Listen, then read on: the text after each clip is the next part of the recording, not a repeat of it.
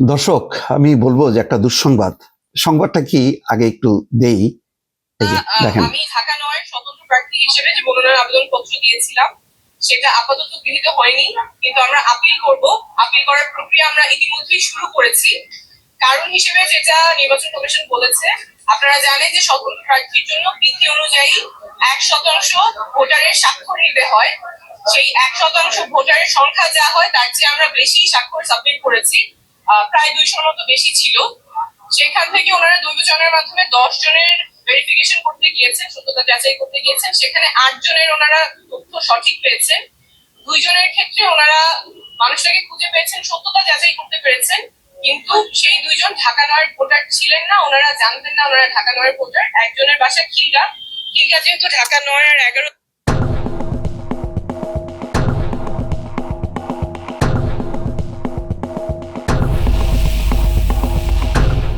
মানে ভালো লাগলো যে তাসনিম যারা কোনো মিথ্যার আশ্রয় নেয়নি। মানে তিনি বলতে পারতেন যে আমাকে খামাখায় হয়রানি করা হচ্ছে বা আমারটা সঠিকভাবে যাচাই বাছাই করেনি। অর্থাৎ তিনি যে স্বতন্ত্র প্রার্থী হবেন, 1% যে ভোটারের লাগে, স্বাক্ষর লাগে, সেই স্বাক্ষরের মধ্যে 10 জনের মধ্যে 8 জন না 2 জনের ঝামেলা, সেটা তাসনিম জারার মুখ দিয়েই শুনলেন। এই কথাটা খুব ক্যাটাগরিক্যালি কিন্তু বললেন এবং বাতিল হয়েছে তার মনোনয়ন। এখন আপিল করতে পারবেন। আসলে তাসনিম জারা এইরকম প্রার্থী দরকার।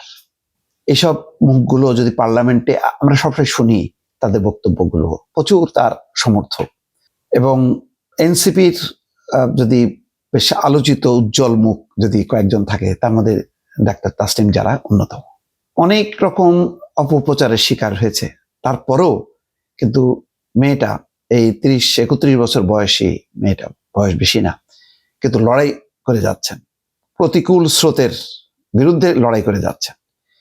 যেহেতু এনসিপি জামাতের সাথে জোট বাঁধার পরে সেখানে নারীদের অধিকার, মুক্তিযুদ্ধ, 71 এইসব প্রশ্নে তার আপত্তি আছে জামাতের দৃষ্টিভঙ্গি, সুতরাং এই দলের সাথে নির্বাচনী জোটে তিনি পছন্দ করেননি। তিনি দল থেকে পদত্যাগ করেছেন এবং স্বতন্ত্র ইলেকশন করবেন, এবং ইলেকশনের বিষয়টা খুব অভিনব।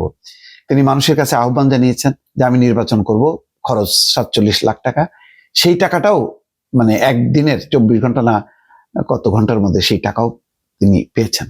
সেই টাকাই তিনি খরচ করবেন, খুব পরিষ্কার পরিচ্ছন্ন। এই আজকেও দেখেন সে গড়গড় করে বলছে, এমন কথা বলেনি যে নির্বাচন কমিশন ভুল করছে, অন্যায় করছে, তাকে অবিচার করছে, এই অভিযোগ করেননি।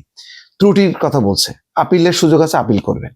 তো এই সত্য কথা বলার মুখগুলো, এবং বিশেষ করে নারীদের যেহেতু এই নির্বাচনের অংশগ্রহণের সংখ্যাটা অনেক কম, সেটা বিএনপির নারী প্রার্থী সংখ্যাও কম, আবার জামাতের কয়জন আছে আমি এখনো নিশ্চিত না। মোট কথা, এইরকম অবস্থার মধ্যে এরকম কয়েকটা উজ্জ্বল মুখ এসে তারা যদি পার্লামেন্টকে বেশ উজ্জীবিত করে, যদি জিততে পারেন, জিততে না পারলেও এই যে নির্বাচনী প্রচার অভিযান চালাচ্ছেন, কথা বলছেন, পার্লামেন্ট না জিতলেও তিনি কথা বলবেন, তো এইগুলোকে তাদের উপস্থিতিটা, নির্বাচন করার অধিকারটা, ত্রুটি বিচ্যুতিগুলি দূর হয়ে তারা আসুক, রাজনীতিতে থাকুক, পার্লামেন্টের ভেতরে বাইরে কথা বলুক, এবং একটা মানুষ ভিন্ন একটা বুঝুক যে রাজনীতির মধ্যে শুধু প্রচলিত ধারার বাইরেও কিছু মানুষ দাঁড়ায় যেতে পারে এবং তারাও একটা শক্তি।